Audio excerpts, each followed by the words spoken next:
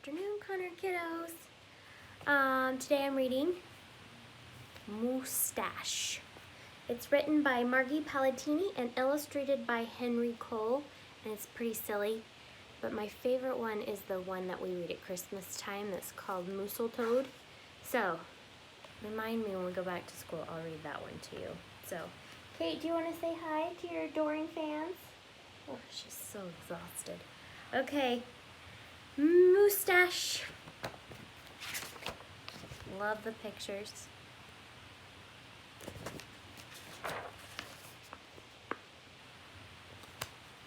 Moose had a problem, a horrible, hairy, prickly problem.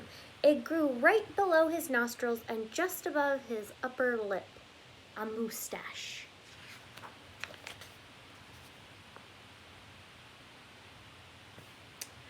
Now, not a few spare hairs or shy little stubble. No mere weak, wandering whiskers on the upper right lip of this moose. No siree. Moose had a big, bushy, bristly, mighty moustache. But a moustache that was a burly, surly, mangy mess, and it itched a lot. Sure, he plucked and he tweezed and he even clipped, snipped, and teased, but his combs were still cowards, and his brushes rebelled, and his scissors simply surrendered. Look at that one's face.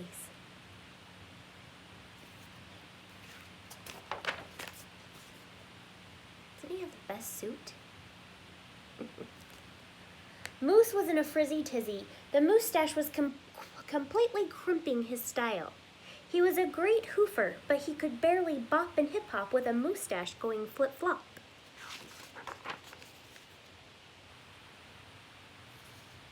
He was a wonderful chef, but he simply could not flambe his souffle with all of those whiskers in his way. And he was a daring skier, but how could he downhill race with this mighty moustache blowing in his face? Moose had to do something, and soon. But what?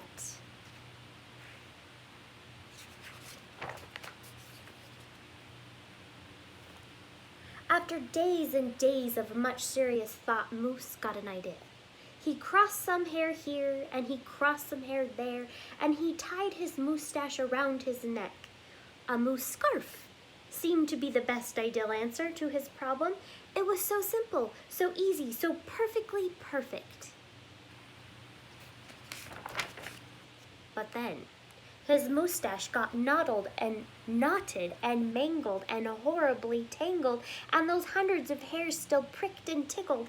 Worse, Moose could barely take a breath with all that moustache wrapped around his neck. So Moose untied, unwrapped, unknotted, and gulped in some fresh air. Love his tongue hanging out.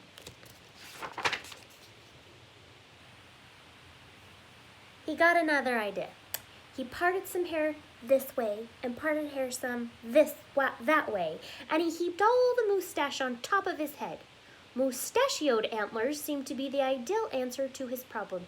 It was so simple, so easy, so perfectly perfect until a squadron of squirrels and one very nosy gopher moved right into Moose Motel. They huddled and hoarded, furrowed in and burrowed out. Needless to say, it became quite crowded up there on Moose's head, and heavy and messy. Now you gotta look at these pictures. I love this squirrel who's like having a hot dog, the welcome mat through the nosy gopher. Such cute pictures.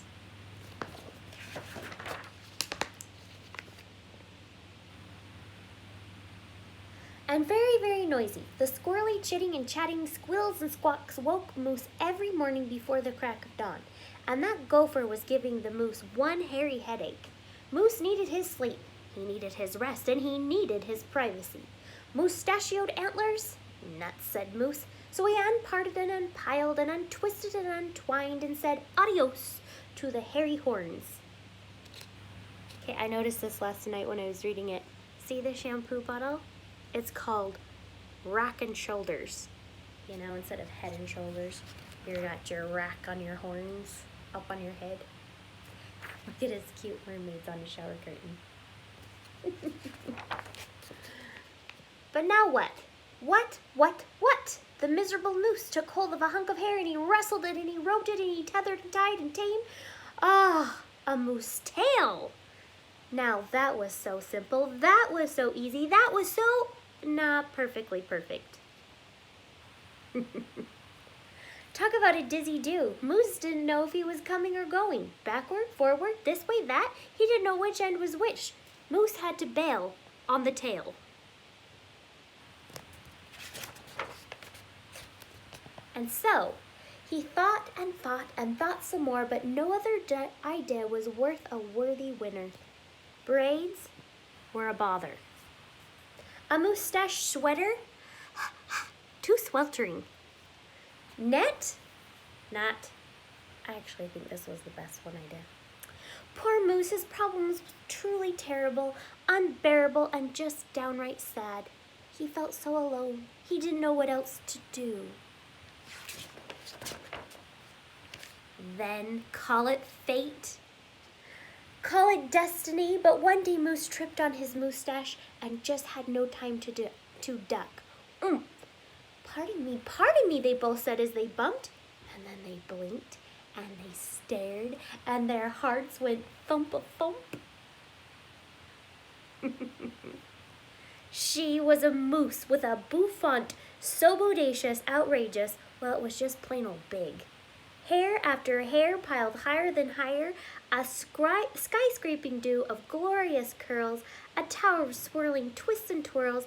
She was simply splendid, stupendous, absolutely superb. That's what Mr. Eddie said when he ran into me too. Of course, Moose had to ask how she had done such a great do. Miss Moose winked and then she whispered, "Just a little glue."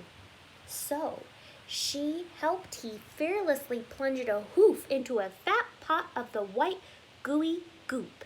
And carefully, oh so carefully, they glopped and they plopped, they pasted and they pressed, they coaxed and curled every twirly and whirly wayward whisker. Around and around, they tweaked and twirled those horrible hairs until Moose's once mangy mess was now a wondrous winding wave of marvelous moustache. Moose gazed in the mirror and smiled a broad, moosey smile. He was so happy, so glad, just so giddy with glee. He looked dashing and handsome and said, "Is that really me?"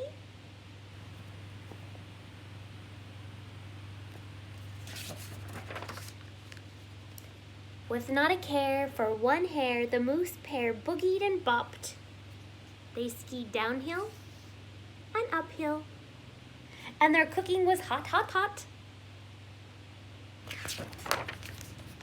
And so, of course, it wasn't long after that Moose and his moustache and his beautiful bride fox-trotted and tangoed and waltzed down the aisle. Good hair days, bad hair days, they vowed to love and to cherish, and with hearts heaped with love and pots filled with goop, they both sighed, "I do glue," and promised never to part.